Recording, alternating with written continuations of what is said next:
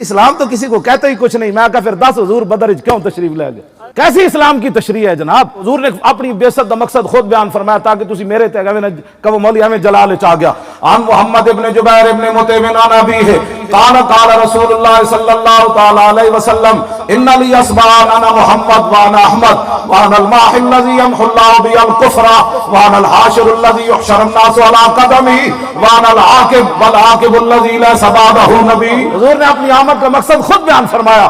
فرمایا مجھے اللہ نے کئی نام عطا فرمائے. فرمایا میں محمد بھی ہوں, میں احمد بھی ہوں. خبردار کوئی مرزائیوں کو احمدی کہے, احمدی ہم ہیں.